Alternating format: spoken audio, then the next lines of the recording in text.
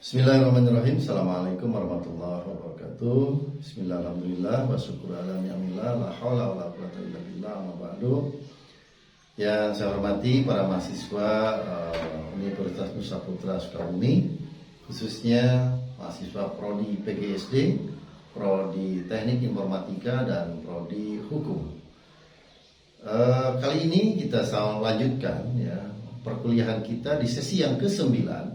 Setelah kemarin kita melakukan ujian tengah semester di sesi ke-8. Kita lanjutkan sekarang di sesi ke-9. Judulnya atau temanya adalah tentang konsep, sumber historis, dan urgensi Pancasila sebagai sistem filsafat. Tujuan yang diharapkan nanti setelah selesai perkuliahan ini, diharapkan Anda semua bisa menjelaskan kembali konsep Pancasila sebagai filsafat. Berbicara tentang filsafat, kita pelajari dulu tentang pengertian filsafat begitu. Nah, dari arti informalnya, filsafat adalah sekumpulan sikap dan kepercayaan. Itu garis besarnya. Jadi arti informalnya adalah filsafat adalah sekumpulan sikap dan kepercayaan yang terhadap kehidupan dan alam yang biasanya diterima secara tidak kritis begitu. Itu pengertian informal. Kemudian arti formalnya adalah filsafat adalah suatu proses kritik atau pemikiran. Jadi arti formalnya adalah filsafat itu suatu proses kritik atau pemikiran terhadap kepercayaan dan sikap yang sangat dijunjung tinggi. Sangat dijunjung tinggi. Kemudian arti aktual fundamentalnya adalah filsafat adalah sekumpulan problematik yang berlangsung mendapatkan perhatian manusia dan dicarikan jawabannya oleh ahli-ahli filsafat. Itu arti aktual fundamentalnya. Nah, konsep Pancasila sebagai sistem filsafat ini kita lihat ada sebuah judul pidato dari Bung Karno dengan judul Filosofis Groundslide. Dalam sidang BPU PKI pada tanggal 1 Juni tahun 1945, Soekarno memberikan judul pidatonya itu dengan judul Filosofis Groundslide daripada Indonesia Merdeka. Nah, Filosofis Groundslide ini berarti Pancasila mengandung unsur-unsur filosofis berdirinya suatu negara. Kemudian Nur Bakri menjelaskan bahwa Pancasila sebagai sistem filsafat merupakan hasil perenungan mendalam para tokoh kenegaraan Indonesia untuk merumuskan dasar negara yang akan merdeka. Jadi Pancasila ini sebagai yang dijadikan dasar negara itu hasil pemikiran bersama para tokoh. Konsep Pancasila sebagai sistem filsafat, kita lihat ada konsep Welstand Chong.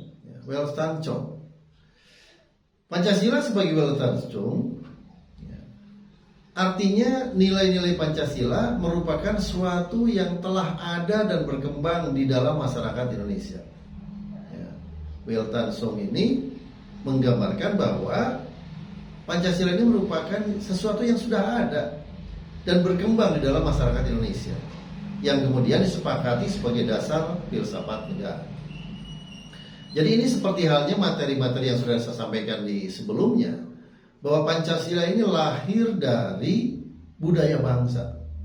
Pancasila ini lahir dari kehidupan seluruh warga negara Indonesia dari Sabang sampai Merauke. Sehingga norma-norma kehidupan dan pola-pola kehidupan bangsa ini terangkum di dalam nilai-nilai Pancasila. Dasar ontologis Pancasila, pertama, Pancasila itu benar-benar ada dalam realitas dan identitas serta entitas yang jelas. Jadi ada, Pancasila ini dalam kehidupan bernegara itu ada. Karena memang merupakan cikal bakal kehidupan norma-norma seluruh warga negara. Dasar ontologis Pancasila mengungkapkan status istilah yang digunakan, isi dan susunan sila-sila, tata hubungan serta kedudukannya. Jadi sila-sila dalam Pancasila itu sudah sesuai dengan dan kepribadian masyarakat dan bangsa Indonesia. Ya. Orang Indonesia harus berketuhanan, sila ketuhanan yang Maha Esa. Harus berkemanusiaan yang adil dan beradab, sila keduanya kemanusiaan yang adil dan beradab, dan seterusnya. Nah, kemudian dasar ontologis Pancasila juga pada hakikatnya adalah manusia yang memiliki hakikat mutlak, ya, monopluralis. Jadi Pancasila ini bisa sesuai dengan kehidupan yang majemuk di Indonesia ini, karena memang berasal dari kebiasaan ataupun budaya bangsa Indonesia. Itu dasar ontologisnya. Dasar epistemologisnya Pancasila, eksistensi Pancasila dibangun sebagai abstraksi dan penyederhanaan terhadap realitas yang ada di dalam masyarakat bangsa Indonesia dengan lingkungan yang heterogen, yang multikultur, ya, dan multi etnik. Ya. Kita tahu bahwa di Indonesia adalah multi etnik, berbagai suku bangsa, berbagai bahasa, ya, yang heterogen, yang majemuk. Ya. Dari situlah Pancasila lahir.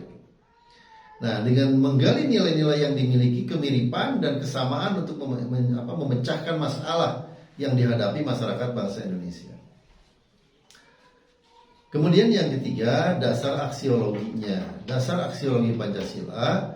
Pancasila tidak bisa dilepaskan dari manusia Indonesia. Sebagai latar belakang, karena Pancasila bukan nilai yang ada dengan sendirinya, melainkan nilai yang diciptakan oleh manusia Indonesia. Jadi Pancasila diciptakan. Nilai-nilai dalam Pancasila hanya bisa dimengerti, ya, dengan mengenal manusia Indonesia dan latar belakangnya.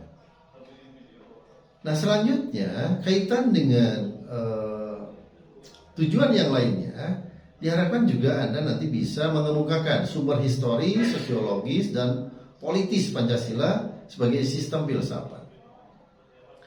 Pertama, sumber historis Pancasila sebagai sistem filsafat, bahwa yang pertama, kemerdekaan Indonesia dan kelahiran Pancasila dipengaruhi oleh agama yang berkembang di Indonesia. Jadi di Indonesia ini agama sangat berpengaruh terhadap kemerdekaan bangsa.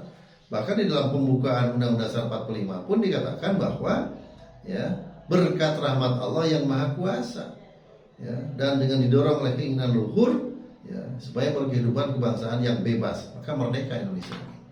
Ya, jadi agama mempengaruhi. Yang kedua, nilai kemanusiaan dalam masyarakat Indonesia dilahirkan dari perpaduan pengalaman bangsa Indonesia sebagai bangsa maritim yang adil dan beradab, cinta, damai, dan kemerdekaan. Kemudian sumber historis Pancasila sebagai sistem filsafat yang kedua, ya, Indonesia adalah bangsa yang majemuk paripurna, baik secara sosial, kultur, maupun teritorial. Sejak dahulu masyarakat Indonesia sudah menjalankan sistem yang demokratis. Masyarakat yang adil dan makmur adalah impian kebahagiaan yang telah berkobar dalam ratusan tahun lamanya. Ya, jadi bangsa Indonesia adalah bangsa yang majemuk dengan sistemnya yang demokratis dan menginginkan bangsa menjadi bangsa yang adil dan makmur. Kemudian sumber sosiologisnya, kelompok masyarakat awam ini memahami Pancasila sebagai sistem filsafat yang sudah dikenal masyarakat Indonesia dalam bentuk pandangan hidup, ya, dalam bentuk pandangan hidup. Jadi Pancasila ini merupakan pandangan hidup bangsa Indonesia, baik dari segi agamanya, adat istiadatnya, budayanya, berbagai suku bangsa di Indonesia itu sudah sesuai dengan nilai-nilai Pancasila. Sebab kembali bahwa Pancasila ini tergali dari jiwa raganya, budayanya bangsa Indonesia. Bahkan kelompok masyarakat ilmiah akademis pun memahami Pancasila sebagai sistem filsafat dengan teori-teori yang bersifat akademis. Nah, kemudian kita lanjut dengan sumber politik Pancasila sebagai sistem filsafat. Pertama, kelompok pertama meliputi wacana politis tentang Pancasila sebagai sistem filsafat pada sidang BPUPKI, sidang PPKI, dan kuliah umum Soekarno tahun 58 dan 59 tentang pembahasan sila-sila Pancasila secara filosofis.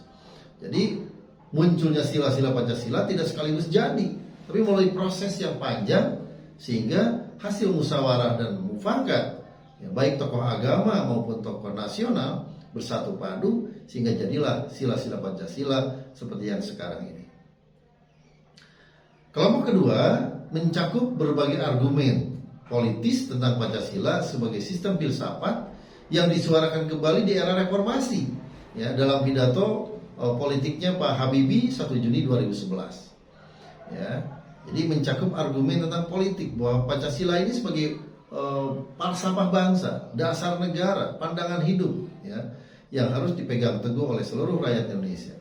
Maka siapapun kita, baik para pejabat, ya, masyarakat awam maupun kita yang ada dalam dunia pendidikan, dosen dan mahasiswa, harus menjadikan Pancasila ini sebagai ajas kehidupan, sebagai pandangan hidup bangsa Indonesia, sebagai dasar negara kita, yang menjadi asas semua kegiatan, semua organisasi bersumber kepada Pancasila, dan Pancasila harus dijadikan patokan, ya, dan yang lebih penting adalah Pancasila harus diamalkan dalam kehidupan kita sehari-hari. Itu saja yang saya sampaikan di sesi yang ke-9 ini, mudah-mudahan bisa dipahami, dan selanjutnya disilahkan nanti Anda pelajari di Edlink, baik itu materinya, kemudian soal diskusi maupun kuis yang bisa Anda kerjakan di tiap sesinya. Terima kasih. Assalamualaikum warahmatullahi wabarakatuh.